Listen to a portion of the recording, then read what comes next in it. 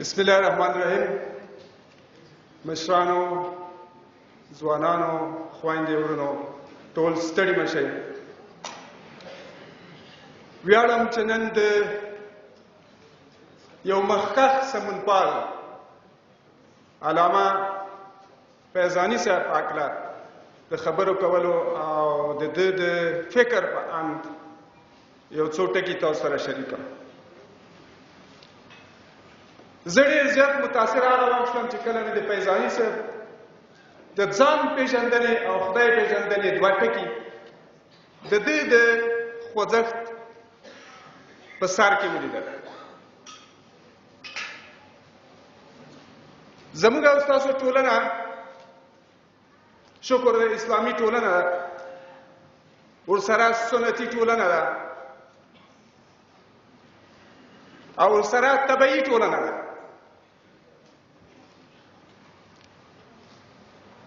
دلته د ما د تجربې څخه د ټولنیزو سیاسي خوځښتونو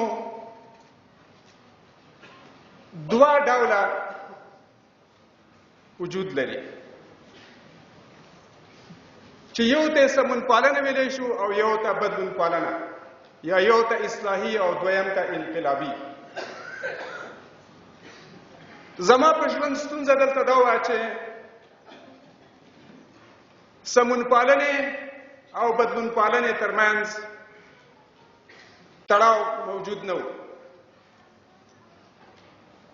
هغه چې سمونپالان وو لکه علامه فیضاني صاحب، او هغوی چې بدلون پالان وو د نورو د فلسفو د پردیو ایډیالوژیو څخه متاثره وو. هغوی غوښتل چې د پردیو په مرسته دلته خپل ایډیالوژي او فلسفې د بدلون پالنې یا انقلابي حرکتونو په شکل کې رامنځته کړي چې موږ او تاسو په دغه څلورو لسیزو کې د هغو د زښته ډېرو شاهد وو چې بدبختۍ رامنځته کړي. لکه څنګه چې ما اشاره وکړه، زموږ په ټولنه کې خوځښتونه چې باید سمونپال واوسي او کله چې بهرنی ښکېلاک یا ځواک زمونږ ګټو ته خطر کیږي باید انقلابي هم واوسي. د دوی ترمنځ باید هماهنګي او اړیکې وي.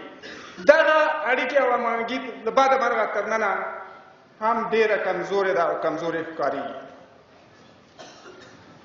خوځښتونه په دوه ډوله ویشل شوي دي.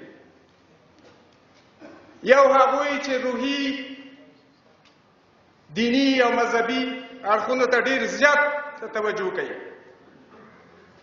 دویم هغوی چې نفسي اړیکو ته لکه اقتصاد، صنعت او تخنیک ته زیاته پاملرنه کوي. د دغو دواړو ټکر د دې بنسټ شوی دی چې نن زموږ ټولنه د دغو ناخوالو سره مخ وي چې دا یو ګرموي، بل ګرموي.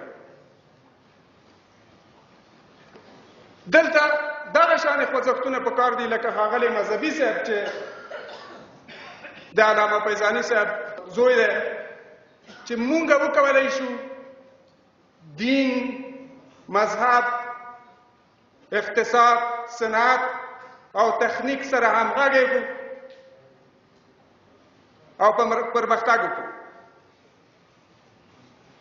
په ټولنه کې ښي اړخ ته د خوځښتونو ډېر تلل یا کیڼ اړخ ته ډېر تلل، افراط کول په دواړو کې زما له انده ټولنه ناخوالو ته بیایي.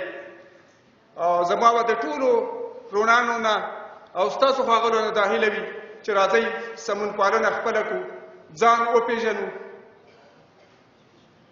او د ځان پېژندنې سره بیا نور خلک وپېژنو. ډېره مننه.